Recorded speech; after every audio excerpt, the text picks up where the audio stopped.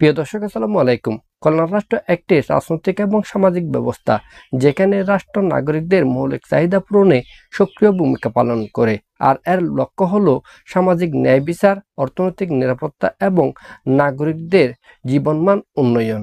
আজকে আমরা এই ভিডিওতে কল্যাণ রাষ্ট্র নিয়েই আলোচনা করব।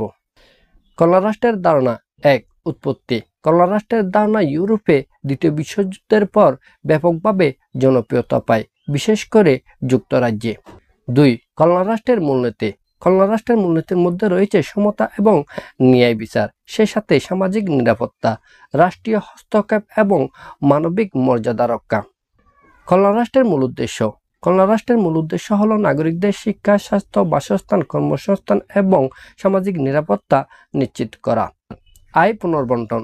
ধনী ও দরিদ্রের মধ্যে আয় বৈষম্য কমাতে কর ব্যবস্থা এবং ভর্তুকির ব্যবস্থা করা।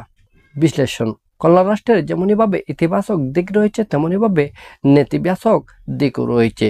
ইতিবাচক দিকের মধ্যে অন্যতম হচ্ছে দারিদ্র্য হ্রাস। কল্যাণ রাষ্ট্র দারিদ্র জনগোষ্ঠীর জীবনমান উন্নয়নে গুরুত্বপূর্ণ ভূমিকা পালন করে থাকে।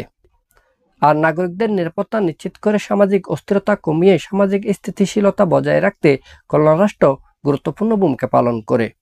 সেই সাথে মানব সম্পদ উন্নয়ন তথা শিক্ষা এবং স্বাস্থ্যসেবার মাধ্যমে জনগণকে জনসম্পদে পরিণত করতে গুরুত্বপূর্ণ ভূমিকা পালন করে একটি কল্যাণ রাষ্ট্র।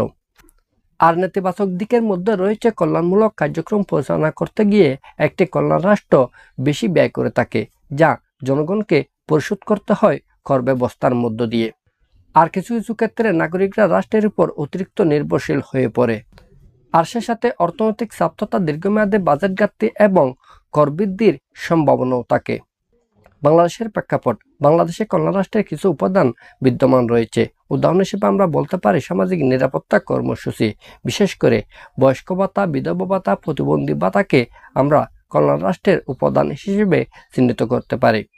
2. স্বাস্থ্যসেবা। বিশেষ করে কমিউনিটি ক্লিনিক, সরকারি হাসপাতালের মাধ্যমে দেশের দারিদ্র জনগোষ্ঠীর স্বাস্থ্যসেবায় যে অবদান রাখা হচ্ছে সেটি কল্যাণ রাষ্ট্রের অন্যতম উপাদান। 3. শিক্ষা। প্রাথমিক শিক্ষা বাধ্যতামূলক, উপবৃত্তি প্রদান ইত্যাদিও কল্যাণ রাষ্ট্রের অন্যতম উপাদান। তবে সম্পূর্ণ কল্যাণ রাষ্ট্র হিসেবে বাংলাদেশকে এখনো পর্যন্ত বিবেচনা করা যাবে না, কারণ এখনো পর্যন্ত কল্যাণ রাষ্ট্রের যে সমস্ত উপাদান রয়েছে সেগুলো পূরণ করতে সক্ষম হয়নি আমাদের প্রিয় মাতৃভূমি বাংলাদেশ। পরিশেষে বলা যায় কল্যাণ রাষ্ট্র একটি মানবিক এবং ন্যায়ভিত্তিক রাষ্ট্র ব্যবস্থার প্রতীক। এটি নাগরিকদের মৌলিক অধিকার পূরণ করে একটি স্থিতিশীল এবং উন্নত সমাজ গঠনে সহায়তা করে। তবে এর সফল বাস্তবায়নের জন্য প্রয়োজন দক্ষ প্রশাসন, অর্থনৈতিক স্থিতিশীলতা এবং রাজনৈতিক সদিচ্ছা।